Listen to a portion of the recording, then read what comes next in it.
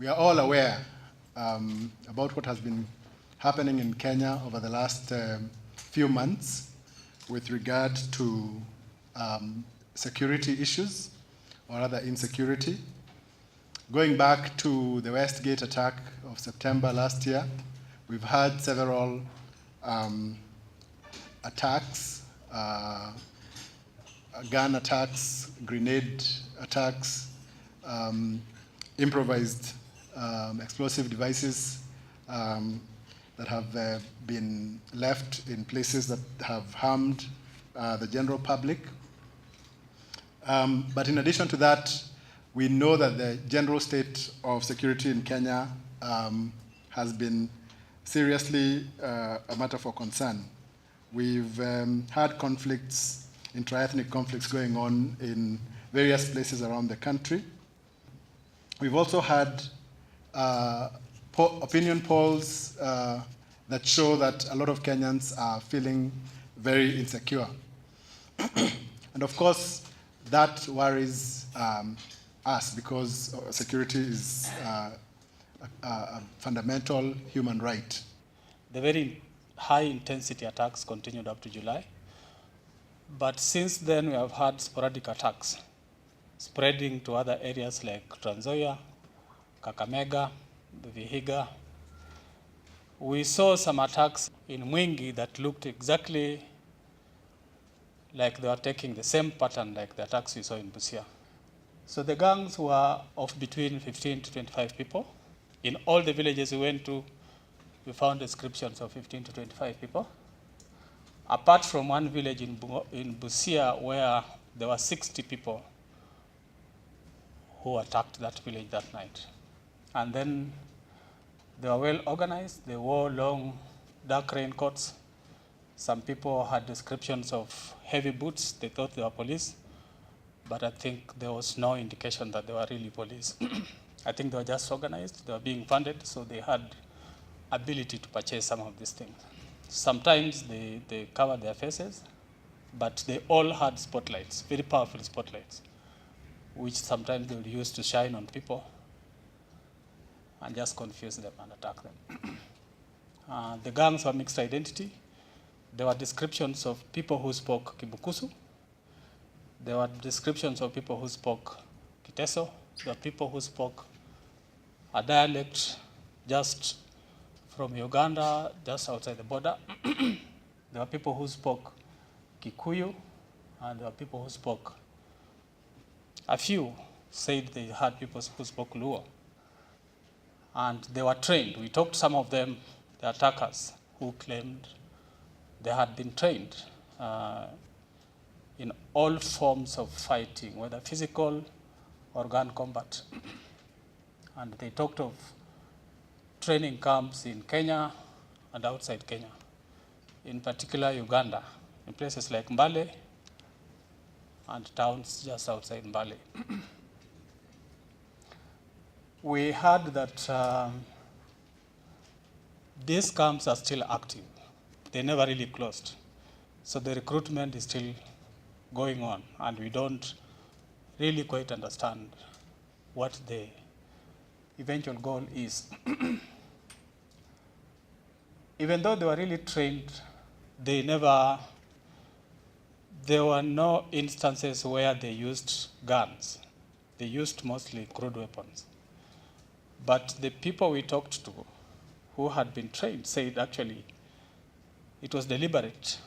They had been trained in everything, but they were deliberately using crude weapons.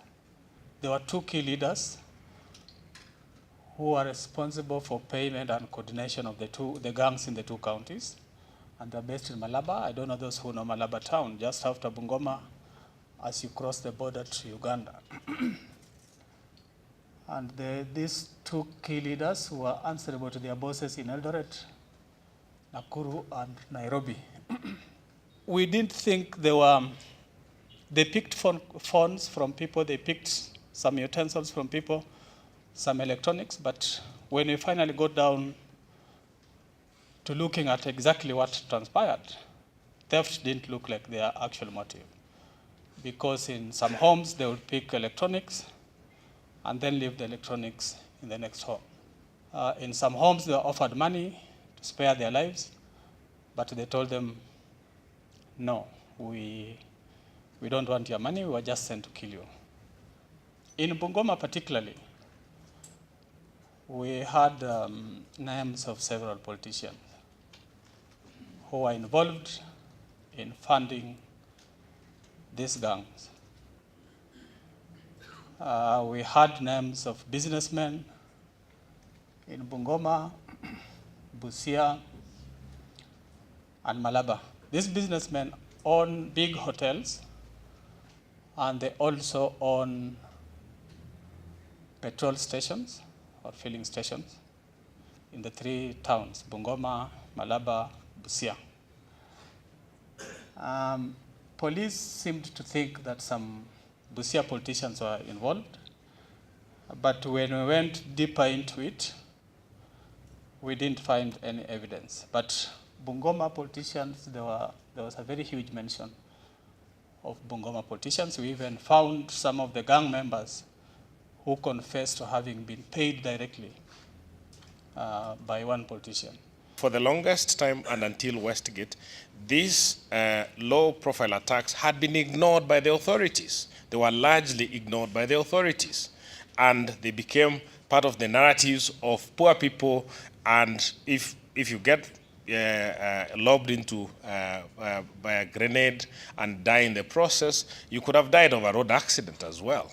So it's a death. So what does it matter? You died, you died. You could die of a road accident, you could have died of hunger, but it just happens that somebody shot you because they were carrying out a terrorist attack. But what has happened is that since Westgate and since the outrage, the national outrage that Westgate caused, the relatively small types of attacks that the authorities had ignored and the media had ignored and downgraded have now been centralized into our national conversation, and I think that's a good thing. Now, the low-profile attacks have however had high levels of consequences on the population. In 2012, there were more than 30 of them around the country, and they resulted in casualties, including more than 55 people dead. And if you take into account the numbers killed in 2013 and exclude the Westgate attack, whose numbers we don't know, the media said 67. We don't know where the media gets that number. That number was never given by anybody. They kept giving us numbers, and then they stopped. And when they stopped, the media concluded that it's 67. There is no official number of people dead in Westgate. To what extent should we accept when government says that it is necessary, that human rights really can be thrown out of the window?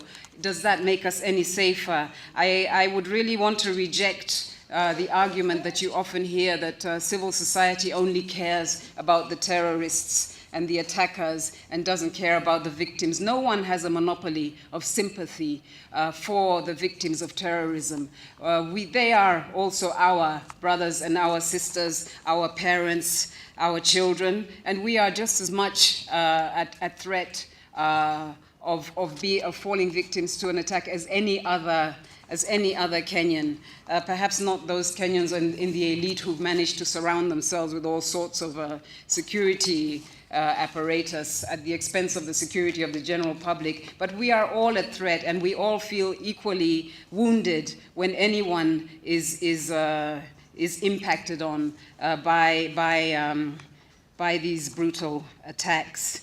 And of course, perhaps it's a natural response to seek simple answers to complex issues, and to seek to separate out the perceived purveyors of insecurity, those who bear the germ of insecurity, whom we think we can identify by their appearance or by their ethnic belonging. That may be a natural response, but does it make us safer? Can we conceive of Kenya being secure without the Somalis in Kenya and in Somalia also being secure?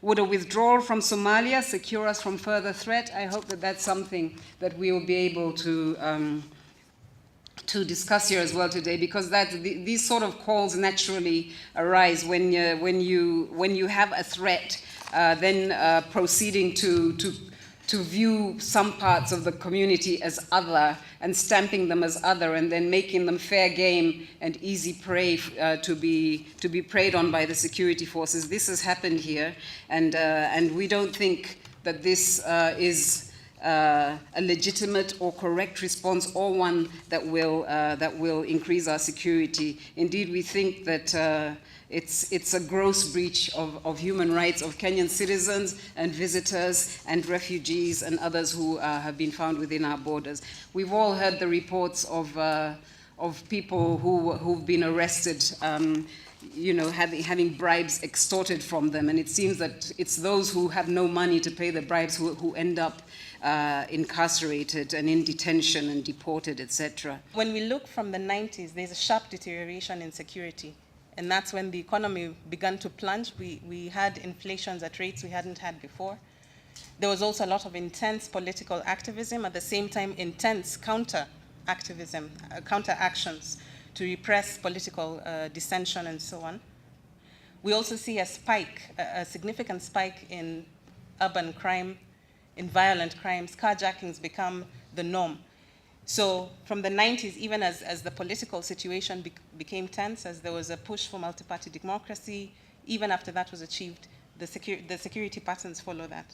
The thing that then we see about the waves of crime is that the responses we've seen from the security sector, and even the conversations that happen within the public spaces around questions of insecurity, have always shadowed what the waves of the crime. So when it comes to a crest, so when you have intensive carjacking incidents, then you find that there's a response that deals with that particular incident. And when that dissipates, and so the conversation on security has not been as consistent. It's been shadowing the patterns of crimes, the waves of crimes, the waves of insecurity issues as they have come. And that's, in a sense, no different from what we're seeing now, because we're faced, obviously, with the very prominent threat of terrorism and the effects of that. And so the conversations around security are increasingly becoming around terrorism.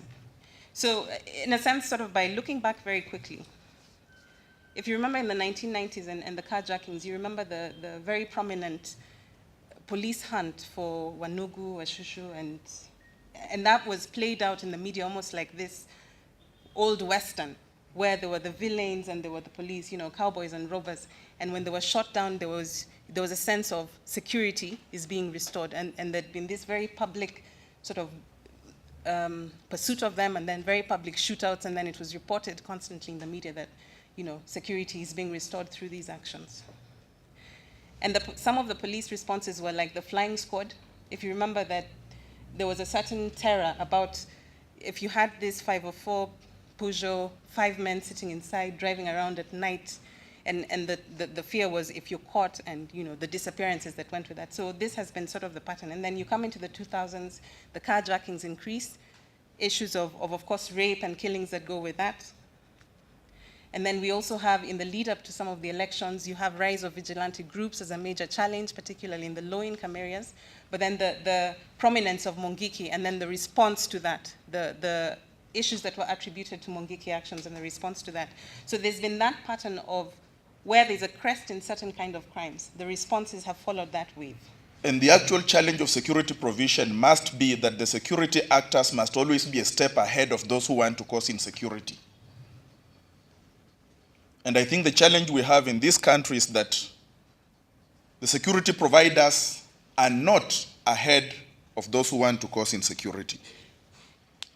And the consequence of that is that we spend too much time on the sideshows instead of reorganizing our act to focus really very clearly on those aspects of security provision that are important to us.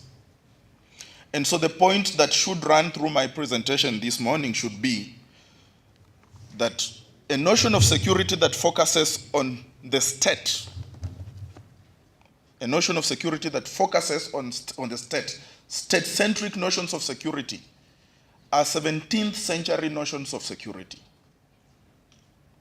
The Westphalian notion of security, we are constructing a state for you to be recognized within the international system as existing as a state, there must be reciprocity between the two.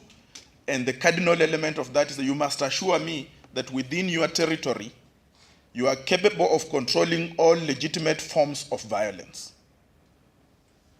It's a 17th century notion, mostly. And several years ago, there was a report that was issued that said, look, this notion of security in which the state provides and the citizens receive is outdated. It's outdated completely. We've discovered that the police lacks a strategic focus on how to deal with modern crime. The police are still cocooned in the old thinking of the rudimentary policing, and they don't want to allow new ideas to assist them to police this country in a modern manner. Police are still resistant to change because they feel the status quo made some of them very rich, made some of them demigods, and majority of them have been having ruptures with the Kenyan people without accounting to anybody because they were the law unto themselves. Now, how can this persist for 2 years? My view is that the leadership that we placed to manage our police service has failed. Because the Inspector General was supposed to be a strategic manager. He was supposed to give directions, come up with policies that are derived from the Cabinet Secretary, because within the law and the Constitution, the Cabinet Secretary is the policy maker for the policing in this country. So you derive policy issues from the Cabinet Secretary, implement them within the police service, and ensure that you give us what we feel is the right method of policing this country. It has not happened. While I don't want to divert into what is happening in Isli and into what's happening in other places, you can see for yourself that if the issue, the third pillar of professionalism, had been taken very seriously, we'll be seeing different things in what we are seeing in Isli. We'll be seeing different things in what is happening in Mombasa. But that pillar was quietly shoved aside because their thinking is that once you have a new curriculum, then you are professionalizing. If you recruit 7,000 police officers and you have a number of 80,000, how are you professionalizing the police? By having new recruits who are going through a new curriculum. What about the 65,000 that are already there? Some have never been back to Kiganjo or Embakasi for the last 20, 25 years. So all these things we are seeing is because somebody decided professionalism was not an issue, and it's because of poor leadership. We are now thinking, probably those of us in this sector, that probably we should have taken a civilian to be in charge of this service. And somebody said, but if a civilian is made the Inspector General, the police will refuse to work with him. That is mutiny. In law, we charge all of them 80,000, we put them into the coolers, we bring other people to take charge. The police, the military second role is to assist civilian police in maintaining law and order.